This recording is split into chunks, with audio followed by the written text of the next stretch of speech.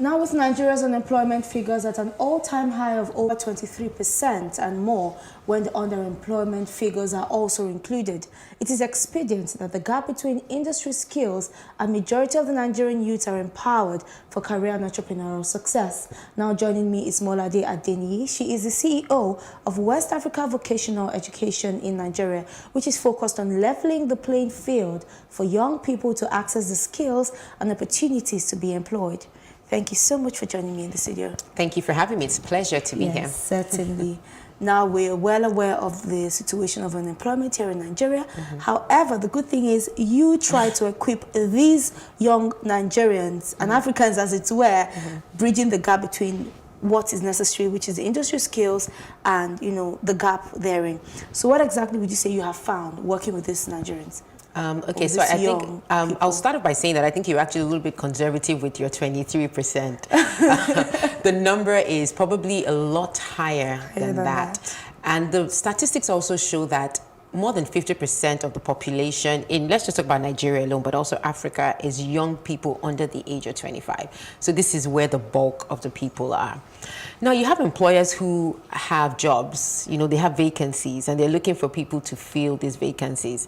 Yet they're saying that they just can't find the young people to fill the jobs. True. When you now ask them, what are the things that you're looking for? What are the things that are missing? What's this skills mismatch that you're talking about? Employers complain a lot about the 21st century soft skills.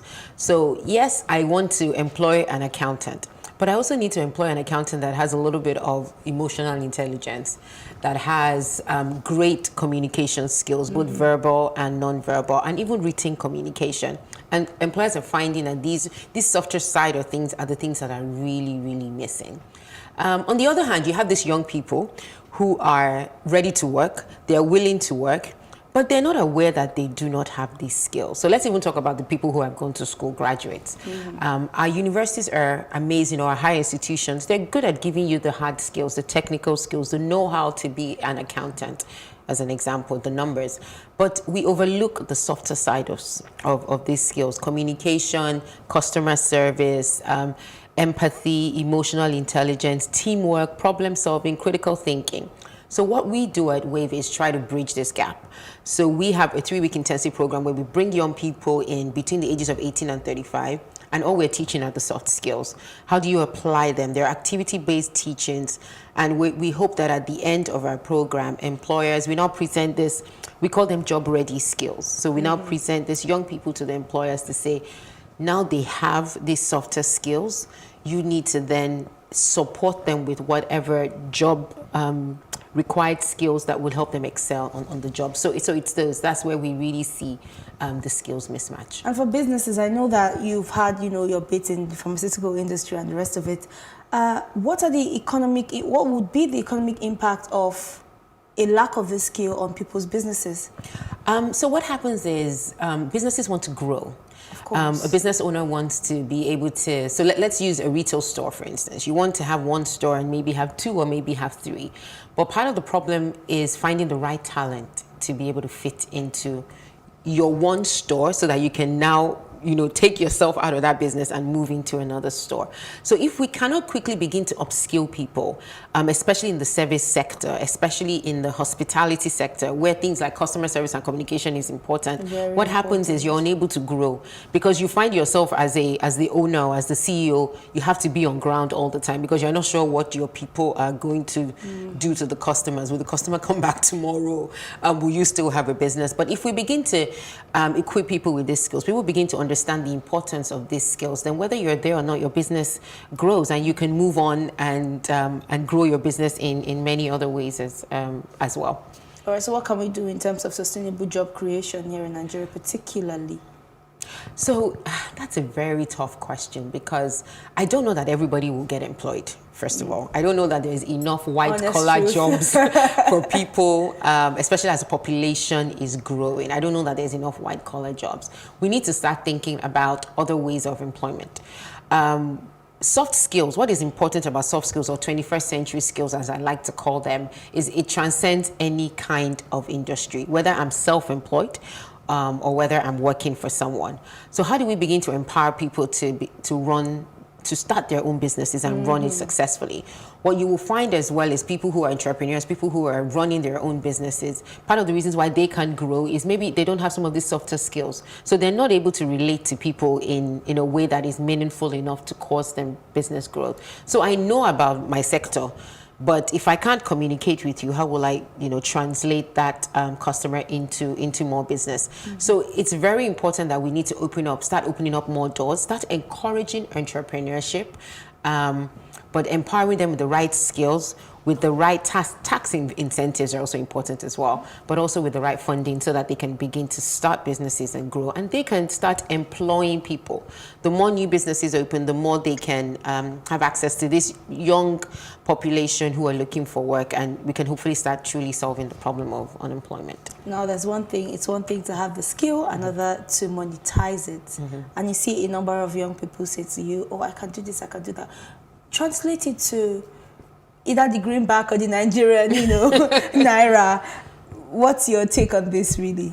So what can be done? Interesting. I was having a conversation with someone earlier this week, and we were talking about how, as a business owner, I know exactly what my business idea is. It's in my head. But when it comes to selling that business idea to someone, some of us really struggle very hard. It's a tough struggle, I tell you. And I find the biggest thing that has worked for me is the art of storytelling. And it's an art that you just have to learn. Thank God for online learning these days. You don't even need to pay money. Just go on all of these online learning courses and look for what it means to tell a story. And those are the things that pull at people's heartstrings. How do we begin to get people to improve themselves where they are today to get to where they want to be tomorrow at very low cost? And it's available. When I'm able to tell you a story, I'm able to tell you the story of how this problem that I am trying to solve and the solution that I have will help you will help us solve that problem. You begin to pay attention and you begin to listen. But the lack of being able to communicate that effectively sometimes is the reason why we're not able to monetize what we have.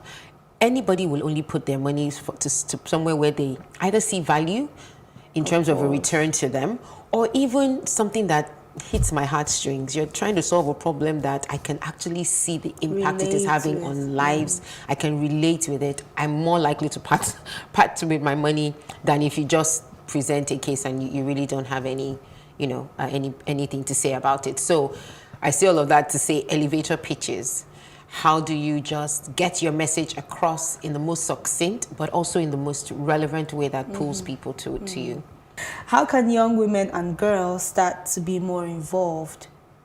When you say involved in leadership, involved in ensuring that businesses grow, their businesses get to where they want it to be, essentially. So I'll say this for young girls and women, but really for everybody. Just begin to lead where you are. Don't wait till you get to that leadership position. Exactly. Whatever opportunity you find yourself faced with today, wherever you are today, how do you begin to stick your head out for opportunities? When people see that you have something small and you do it so well, it's easy to give you the next thing.